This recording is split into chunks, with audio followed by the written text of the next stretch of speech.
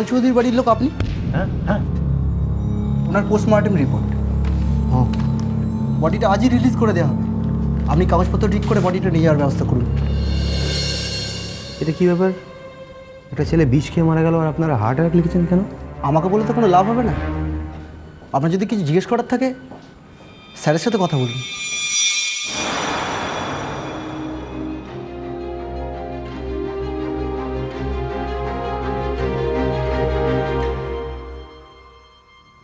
বাবু, আপনার সঙ্গে কথা আছে। হ্যাঁ বলুন। আরে রূপম, তুমি এখানে বাড়ির খবরাখবর সব ভালো তো? হ্যাঁ ভালো। বলছি এই যে প্রবাল চৌধুরীর মৃত্যুটা, এটা কি ন্যাচারাল ডেথ? কেন, রিপোর্টে তো লেখা রয়েছে, দেখেননি? হ্যাঁ দেখেছি, আর দেখেছি বলে খুব অবাক হয়ে যাচ্ছি। আরে ডাক্তার, তুমি একটু পড়ে বুঝিয়ে দাও না। তোমাদের এই ডাক্তারি টার্মসগুলো অনেক সময় শিক্ষিত লোকও ঠিক বুঝতে পারে না। না না না না না, ওইটুকু শিক্ষা আমার আছে। আমি জানি এখানে লেখা আছে যে প্রবালের মৃত্যু হয়েছে হার্ট অ্যাটাকে। এটা কি? হার্ট অ্যাটাকে মৃত্যু যদি লেখা হয়ে থাকে তাহলে হার্ট অ্যাটাকে মৃত্যু হয়েছে, সিম্পল। এটা আপনার কাছে সিম্পল হতে পারে, আমার কাছে সিম্পল নয়। আমি জানি হার্ট অ্যাটাকে মৃত্যু হলে কী কী হতে পারে। আমি শিওর এটা আপনারা বদলে ফেলেছেন। আর আমি এটাও জানি কার নির্দেশে, কার প্ররোচনে এটা বদলেছেন আপনারা। কি ব্যাপারটা কি, কি বলতে চাইছো তুমি? আমি তো খুব সহজ কথা বলেছি, না বোঝার মতো কিছু বলিনি। দেখুন, আপনারা এসব ক্ষমতাবান মানুষ তো, আপনারা চিরকাল নিজের স্বার্থসিদ্ধির জন্য সত্যিকে মিথ্যে করে এসেছেন। কতদিন পারবেন বলুন তো? একটা কথা খেয়াল রাখবেন, প্রবালের যে সুইসাইড নোট সেটা কিন্তু আমি পড়েছি। কাজে 2 2 4 করতে আমার কিন্তু সময় লাগবে না। সত্যিটা আমি সামনে আনবই। তখন আপনি কি করবেন সেটা আপনি ভেবে রাখুন। কি করবে? হ্যাঁ রূপম, সরকার, আইন, আদালত সব তোমার পকেটই। আমি জানি আপনারা ইনফ্লুয়েন্সিয়াল মানুষ, আপনারা ক্ষমতা দেখাবেন, কিন্তু এই যে কোর্ট, এই পুলিশ, এই ডাক্তার, এগুলো যাদের জন্য আমি সেই জনতার দরবারে যাব। তারা বিক্ষোভ করবে, তারা কলকাতাকে অচল করে দেবে, মোমবাতি নিয়ে মিছিল করবে। তখন আপনার এই ক্ষমতার দম্ভ কোথায় থাকে সেটা আমি দেখব।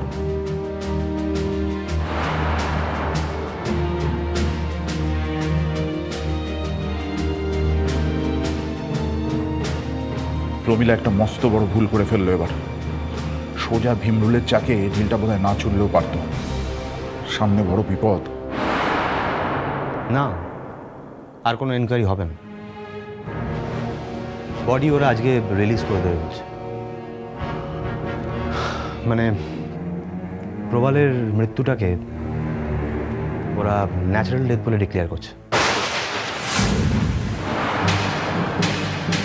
মানে মানে আর কি, এটাই ঘটনা। আর এই ঘটনাটা কে ঘটিয়েছে শুনলে তোমরা অবাক হবে। বিশ্বনাথ সরকার,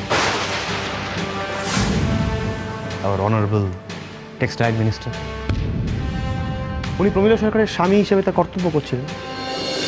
আসলে কী হয়েছে, আমি তখন অপেক্ষা করছিলাম রিপোর্টের জন্য বাইরে, আর তখন ভিতরে চলছে এই রিপোর্ট বদলের খেলা। তো আমি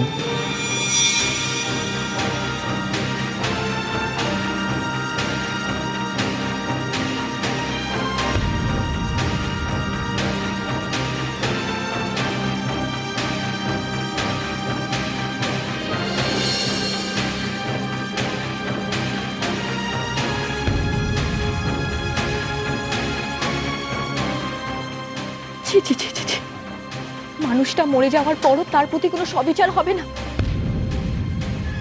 এটা হতে পারে না বাবা। ওদেরকে শাস্তি পেতেই হবে। সত্যিটা সবাইকে জানতেই হবে বাবা। থাক থাক খুব, এসবের আর দরকার নেই। আমার আমার প্রবাল তো আর ফিরে আসবে না। যা হবার তাই হবে। তুমি কি বলতে চাইছো বাবা? দাদার মৃত্যুর জন্য যারা দায়ী তাদের কোনো শাস্তি হবে না? তারা তারা বুক ফুলিয়ে সমাজে ঘুরে বেড়াবে?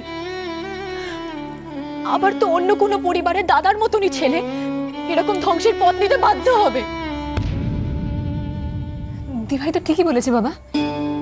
ওনাদের কোনো শাস্তি না হলে যে দাদার আত্মাও শান্তি পাবে না। আমি সব বুঝি রে মা, সব বুঝি। সামাজিকভাবে ওদের প্রতিপত্তি অনেক বেশি, অনেক বেশি। আমি একটা অসহায় দুর্বল মানুষ, আমি ওদের সঙ্গে কি করে লড়বো বলতো? আর যদি কিছু করতে গিয়ে আমার প্রমিতকে আবার হারাতে হয়, না না না না খুকু, সে আমি পারবো না। কিন্তু বাবা, আমরা যদি এরকম ভাবে চুপ করে থাকি তাহলে তো আমরা প্রমীলা সরকারের সামনে কোনোদিনও দাঁড়াতে পারবো না। আমরা তখন নিজেদের কি জবাব দেবো বলো? নিজেদের কাছে ছোট হয়ে যাব বাবা।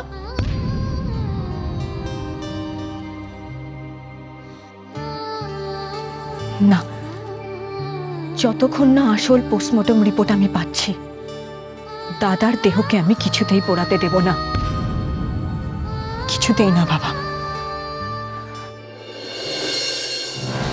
বৌদি বৌদি একটু দাঁড়াও, আমিও যাবো তোমাদের সাথে। না সায়ন, তুমি বাড়ি যাও, আমি আর রূপম থানায় যাব। শ্রেয়া, চলো রূপম।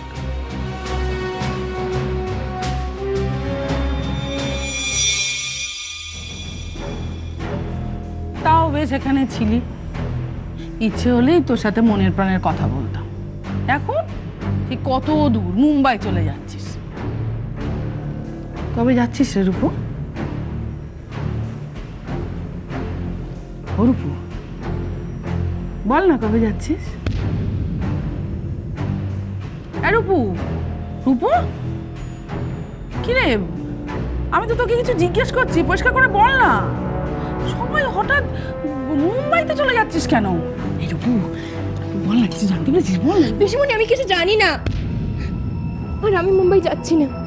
মানে তুই মুম্বাই যাচ্ছিস না? না পিসিমণি, শুধুমাত্র নীল আর নীলের মা ফিরছে। আমি তো এই প্রশ্নটাই ভাবছি যে নীল কোন টানে মুম্বাই ফেরত যাচ্ছে। সেটাই তো আমারও প্রশ্ন, যে কিসের জোরে নীল এত বড় ঝুঁকি নিচ্ছে। এরকম সোনার প্রতিমার মতো বউকে বাড়িতে ফেলে। আরে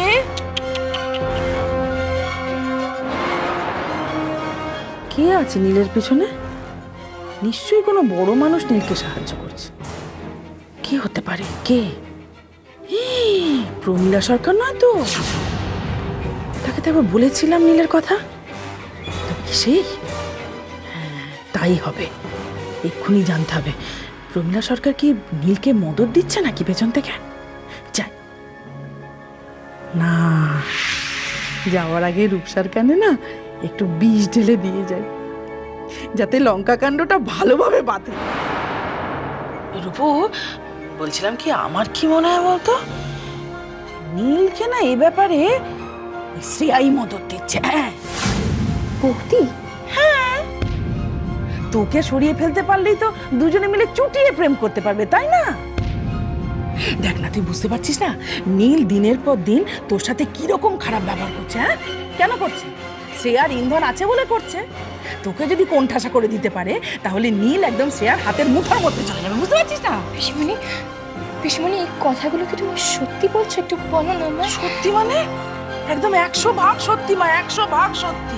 না হলে তুই ভেবে দেখ না, নীল এত জোর পাচ্ছে কোথা থেকে যে ও মুম্বাই চলে যাচ্ছে। হ্যাঁ, রাধাকৃষ্ণের মতো প্রেম করবে দুজনে মিলে, আর তোকে মাঝখান থেকে হাঁটিয়ে দেবে। তুই কি পাবে? লবডঙ্ক। এবার যা ভালো বুঝবি তাই করবি।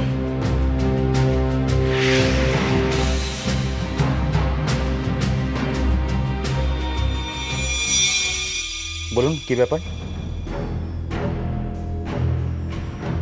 দেখুন, আমরা আসলে একটা মৃত্যুর ব্যাপারে কথা বলতে এসেছি, মানে একটা প্রপার ইনভেস্টিগেশনের জন্য। বলুন। আমার দাদা প্রবাল চৌধুরী বিষ খেয়ে মারা যায়।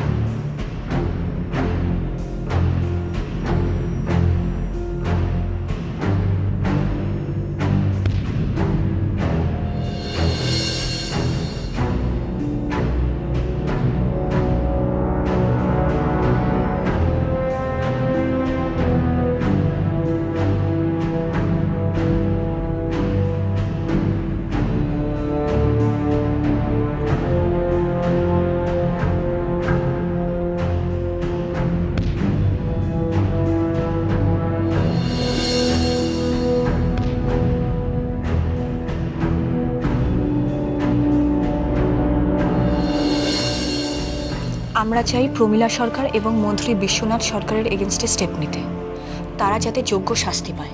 কিন্তু হসপিটাল যে রিপোর্টটা দিয়েছে তার উপর তো আমরা কিছু করতে পারি না, তাই না?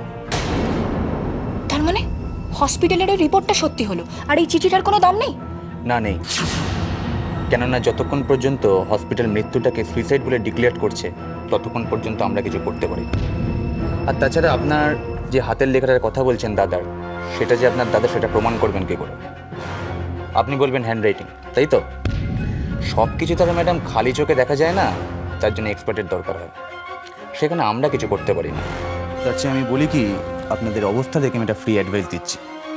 সচরাচর আমি এরকম কাউকে দিই না, তবু এই সমস্ত লোকেদের সঙ্গে বেকার টক্কর নিতে যাবেন না।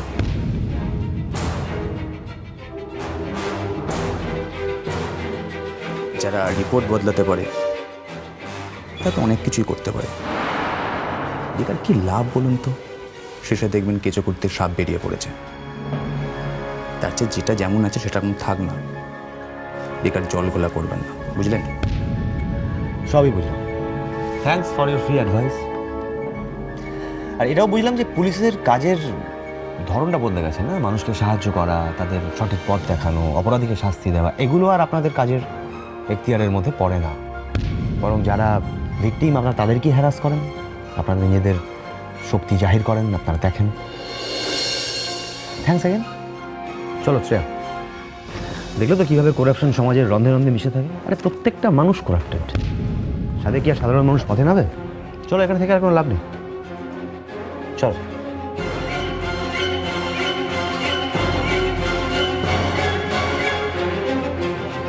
যান যান, মন্ত্রীর বিরুদ্ধে কেস করবেন। ভালো কথা বললাম তো, মনে হলো ফালতু কথা বললাম। বুঝবেন ঠেলা।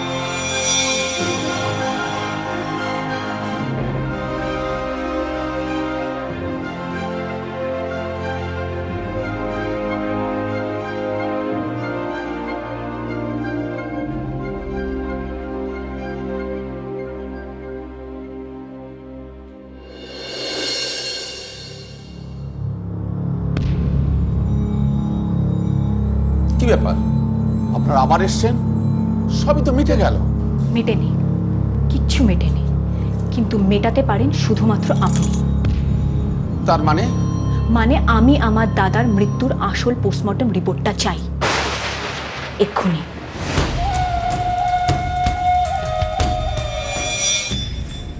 কি হলো ডাক্তার, আমি যেটা বলছি সেটা আপনি বুঝতে পারছেন না? দেখুন, রাত দুপুরে হাঙ্গামা করবেন না তো। মানুষের জীবন মৃত্যু নিয়ে আপনারা ব্যবসা করতে কবে শিখলেন বলুন তো? আপনাদের লজ্জা করে না আপনাদের? দেখুন ম্যাডাম, আপনি কিন্তু সহ্যের সীমা ছাড়িয়ে যাচ্ছেন। আপনি জানেন আপনি কাকে কি বলছেন? জানেন, মন্ত্রী আমলাদের পা চেটে বেঁচে থাকা একজন নার্সিং হোমের সুপার, যে নাকি ডক্টর হওয়ার পর শপথ নিয়েছিল মানুষের কল্যাণ করে এই সমাজকে বাঁচাবে। Stop it. আপনার স্ত্রীকে সামলান, না হলে আমি কিন্তু থানায় খবর দিতে বাধ্য হব। না না, থানায় তো আমি ফোন করব, আমি থানায় ফোন করব, আর সমস্ত লিডিং নিউজ পেপারের অফিসে ফোন করব। আপনি যদি আসল রিপোর্টটা না দেন, তাহলে আপনি এবং আপনার এই নার্সিংহোমের সমস্ত গোপন ব্যবসার কথা কিন্তু কাল গোটা কলকাতা শহর জানবে। এবার আপনি ডিসাইড করুন আপনি কি করবেন। এই মুহূর্তে এই নার্সিং হোমের কম্পাউন্ডে দাঁড়িয়ে আমি সুইসাইড করব। আমাকে কেউ আটকাতে পারবে না, আপনিও না। পুলিশ, মিডিয়া সব এসে আপনাকে ঘিরে ফেলবে, আর আপনার এই নার্সিং হোম এটা সারা জীবনের মতো তালা বন্ধ হয়ে যাবে। কি আপনি সেটাই চান তো? চুপ করে থাকবেন না, আমি যেটা জিজ্ঞেস করছি সেটা বলুন, বলুন।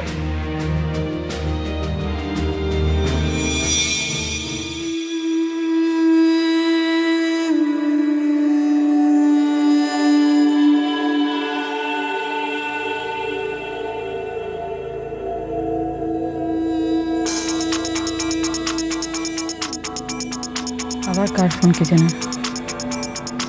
সকাল থেকে যা খারাপ খারাপ খবর পাচ্ছি।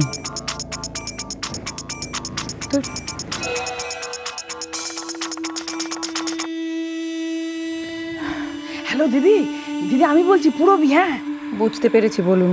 আপনার কাছে না একটা ব্যাপার জানার জন্য ফোন করলাম। কি ব্যাপার? না মানে ওই নীলের কথা আপনাকে বলেছিলাম না, নীল নীল, হ্যাঁ ওর সাথে কি আপনার কোনো পরিচয় হয়েছে, মানে সাক্ষাৎ আলাপ হয়েছে? হঠাৎ এ কথা কেন জানতে চাইছেন? না মানে জানতে চাইছিলাম আপনি কি নীলকে কোনোভাবে সাহায্য করছেন? শুনুন, কে কি করছে না করছে এটা না ভেবে আপনি নিজের কাজটা দয়া করে ঠিক করে করুন। কেন দিদি, আমি আবার কি ভুল করলাম? ভুল মানে একটা কথা জেনে রাখুন, নীলের মতো ছেলেদের না খুব বেশি হেল্প করার দরকার হয় না। ওরা নিজেদের যোগ্যতায় নিজেদের জায়গাটায় ঠিক পৌঁছে যায়। আপনার কোনো কাজকর্ম নেই এর কথা তাকে, তার কথা ওকে পিএনপিসি করে চালান। তার মানে প্রমীলা সরকারই নীলকে সাহায্য করছে। বুঝেছি বুঝেছি। কিন্তু দিদি, আপনি নীলকে এখনো চেনেন না। ও যে কতটা ধূর্ত। প্লিজ আপনি চুপ করুন। দেখুন, আমি একটু ব্যস্ত আছি, আপনার সঙ্গে কথা বলতে পারছি না। আমার জামাই মারা গেছে, আমার ভাল লাগছে না কিছু নিয়ে কথা বলতে। প্লিজ আপনি চুপ করুন। দেখুন, আমি একটু ব্যস্ত আছি, আপনার সঙ্গে কথা বলতে পারছি না। আমার জামাই মারা গেছে, আমার ভাল লাগছে না কিছু নিয়ে কথা বলতে। শ্রিয়ার দাদা মারা গেছে? এ বাবা, এত বড় একটা খবর এই বাড়িতে তো কেউ এখনো জানে না। তাতে কি হয়েছে? আপনি তো আছেন, আপনি যান খবরটা রাষ্ট্র করে দিন। ওই বস্তা পাচ্ছে মেগা সিরিয়ালের বিধবা বুড়ি পিসিমাগুলো থাকে না, তাদের মতো বাড়ি বাড়ি গিয়ে খবরগুলো দিন।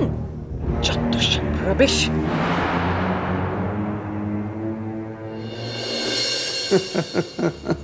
আপনি হাসছেন? আমাদের কথা শুনে, আমাদের অবস্থা দেখে আপনার হাসি পাচ্ছে? হাসবো না কি করব? আপনারা যা ড্রামা শুরু করেছেন তাতে তো না হেসে তো উপায় নেই। আমার সুইসাইড করতে চাওয়াকে আপনার নাটক বলে মনে হচ্ছে? অ্যাবসলিউটলি। দেখুন ম্যাডাম, কম বছর তো হলো না এই প্রফেশনে আছি। শুনুন, জীবন শুরু করেছি সরকারি হাসপাতালে ট্রেনি ডক্টর হিসাবে। সেখানে এরকম জনতার আন্দোলন, হুমকি, অনশন, আত্মহত্যার ভয় প্রচুর অভিজ্ঞতা আছে মশাই। আর এখন তো এগুলো জল ভাত। কাগজ খুললেই দেখা যায় পেশেন্ট পার্টি কিরকম ভাবে হসপিটাল, নার্সিং হোমকে হ্যারাস করে। তার মানে আপনি আসল পোস্টমর্টম রিপোর্টটা দেবেন না? বললাম তো, এরকম থ্রেড জীবনে আমি অনেক শুনেছি।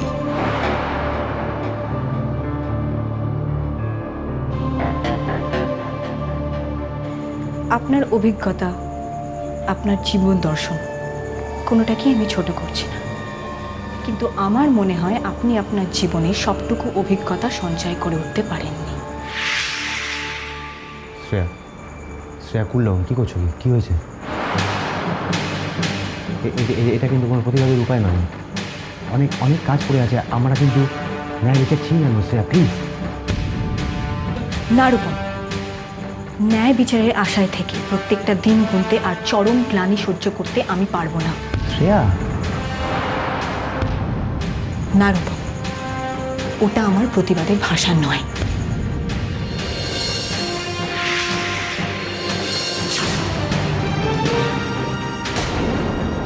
শ্রেয়া, শ্রেয়া কি করছো তুমি? শ্রেয়া, এটা তুমি করতে পারো না। শ্রেয়া, আমি আপনাকে শেষবারের মতো বলছি, আসল পোস্টমর্টম রিপোর্টটা আপনি আমাকে দেবেন কি না?